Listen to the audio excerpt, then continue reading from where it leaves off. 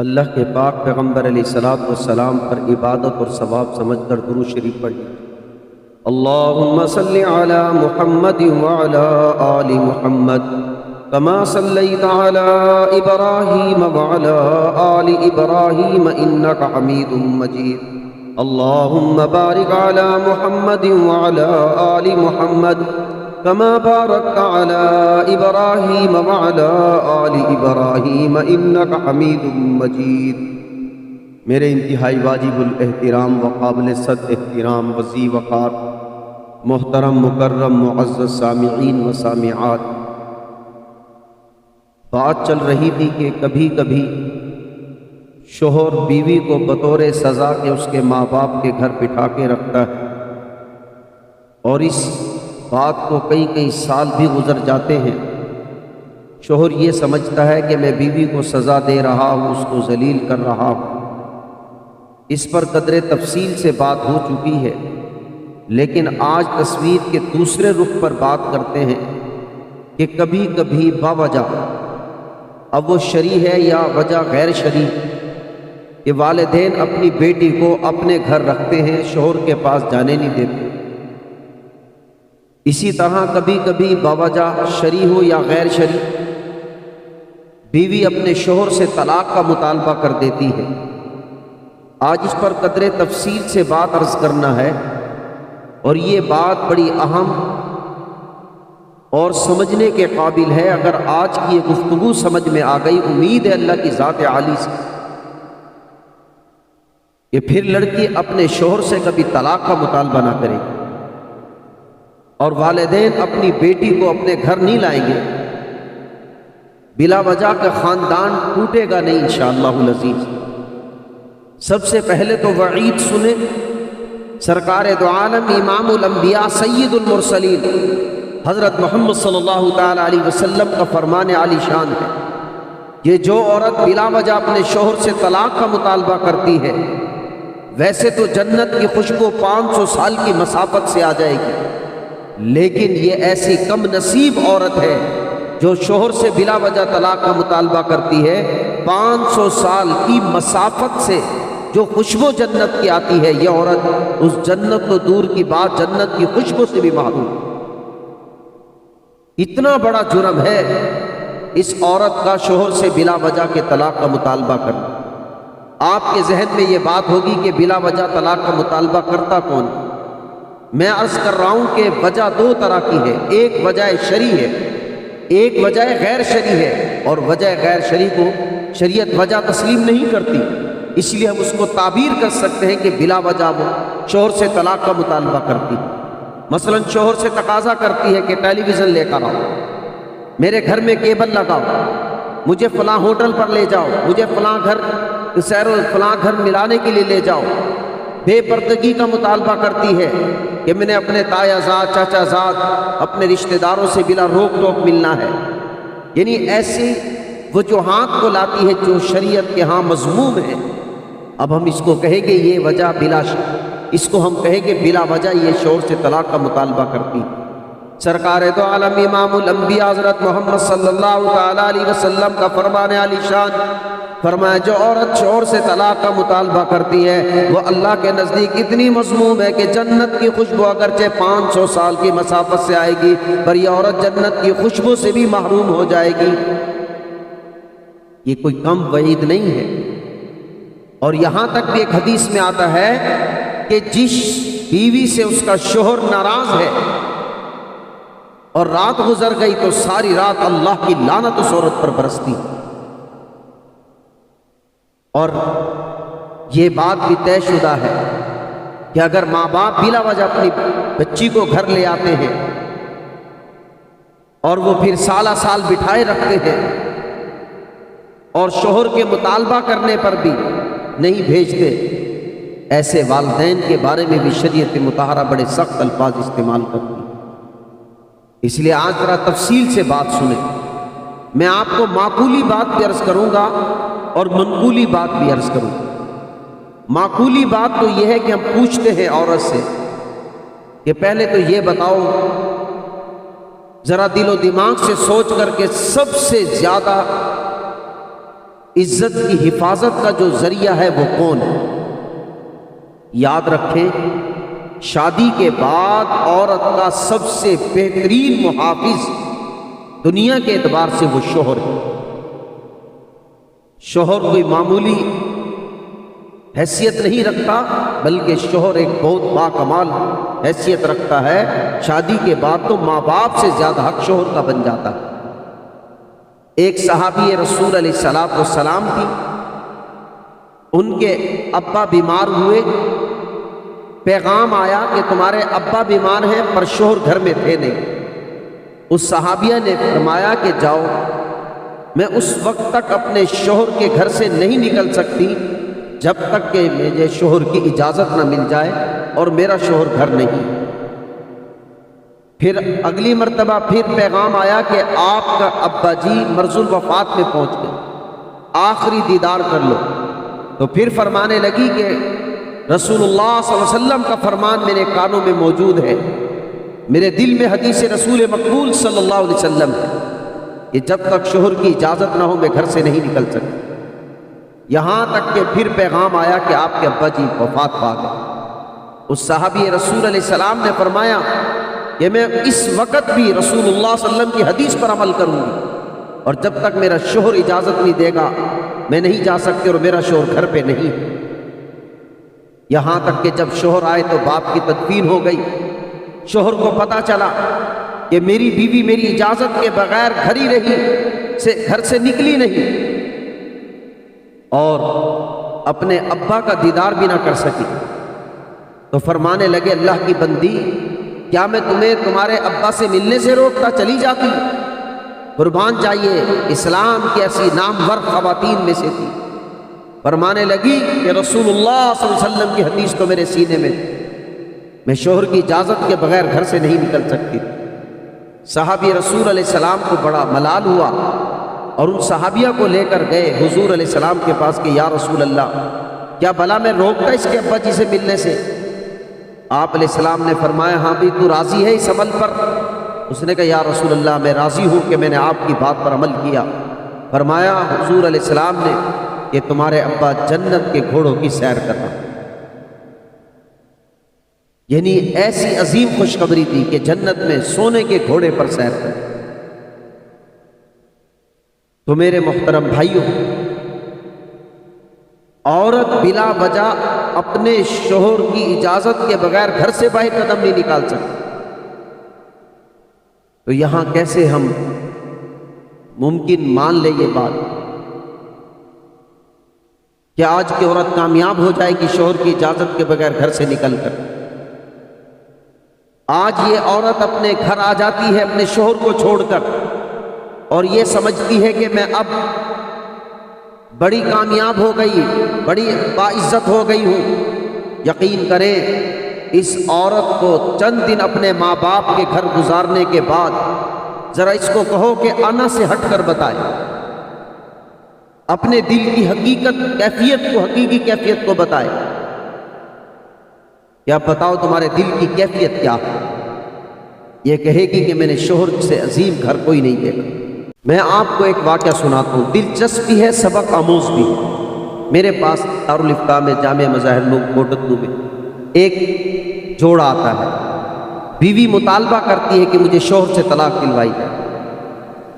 میں حیران ہوا، ابھی شوہر سے طلاق کیوں مانگ رہی ہوں؟ وجہ کیا ہے؟ کہنے لگی غیر محرم لڑکیوں سے باتیں کرتا ہے۔ میں نے کہا یہ تو بہت بڑا گناہ کی بات اور بہت بڑے جرم ہے، اور انتہائی گھٹیا ترین بات ہے کہ بیوی کے ہوتے ہوئے اور لڑکیوں سے باتیں کریں۔ رسول اللہ صلی اللہ علیہ وسلم نے 1400 سال پہلے خوبصورت تعبیر کے انداز میں سمجھایا کہ اور عورتیں بھی تمہاری بیوی کی مثل ہیں، کوئی نئی چیز نہیں ہے۔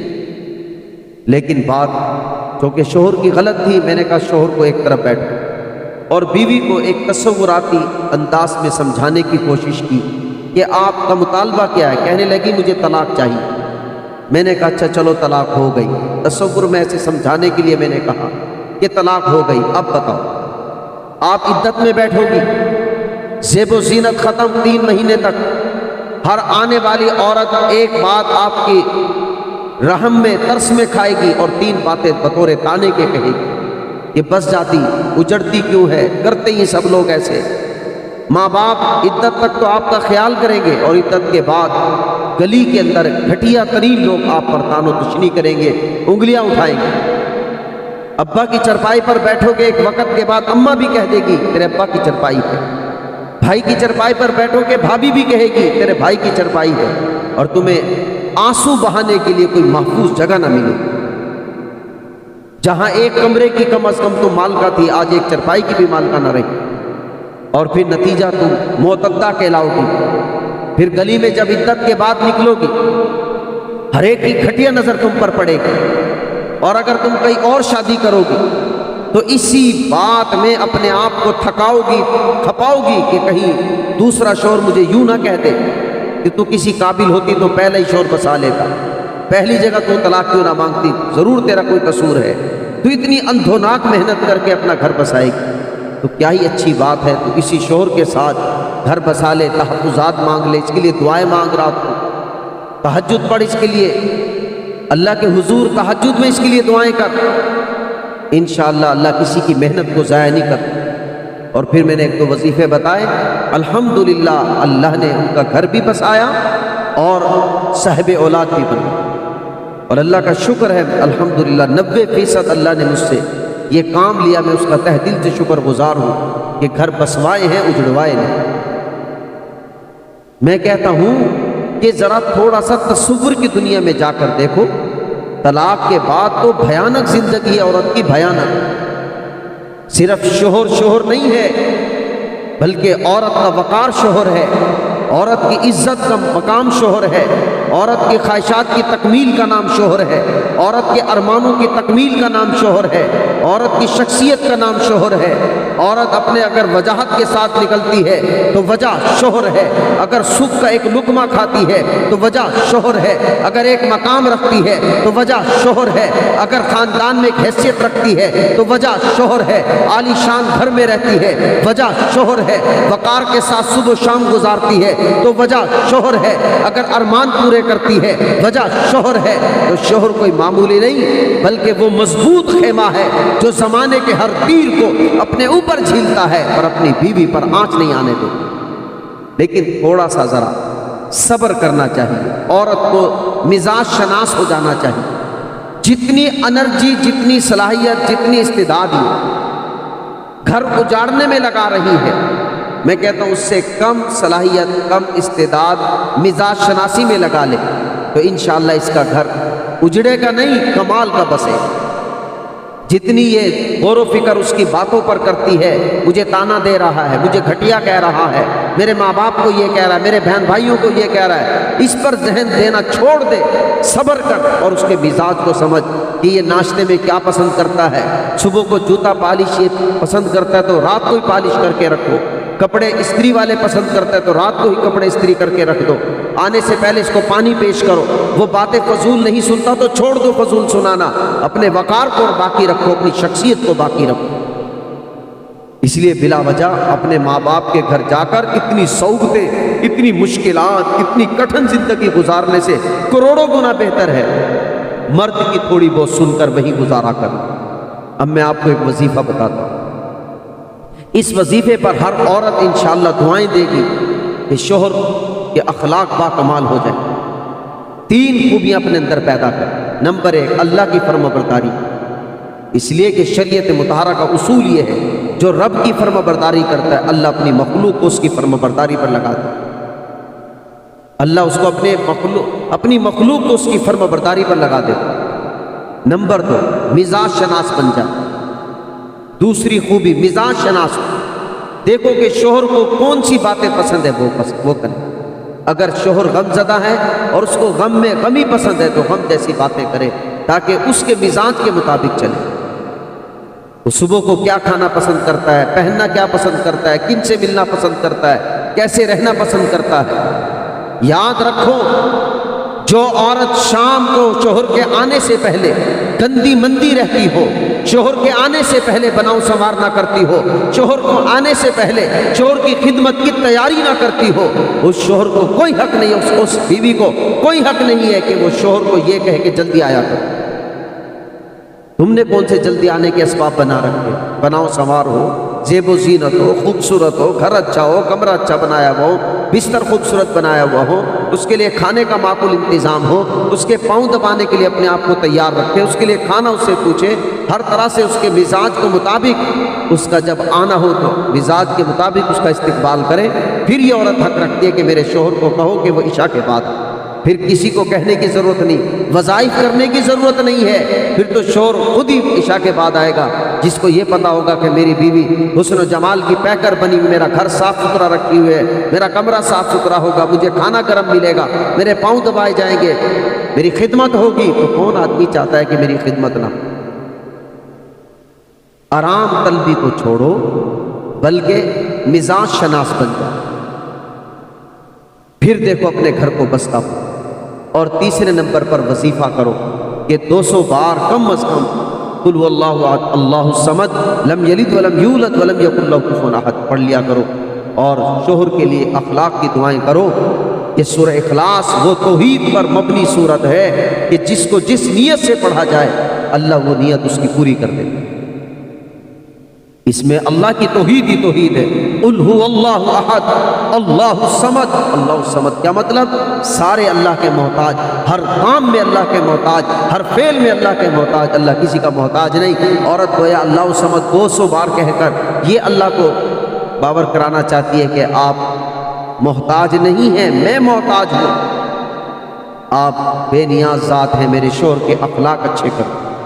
اپنے دل میں تصور رکھے، انشاءاللہ میں کہتا ہوں مشاہدہ کرے گی عورت کہ اس کا شوہر با اخلاق ہوتا جا رہا ہے۔ اس لیے 3 خوبیاں پھر دوہرا دیتا ہوں۔ اللہ کی فرما برداری کرے، نمازوں کے اوقات میں نماز پڑھے، دن کا آغاز قرآن سے کرے۔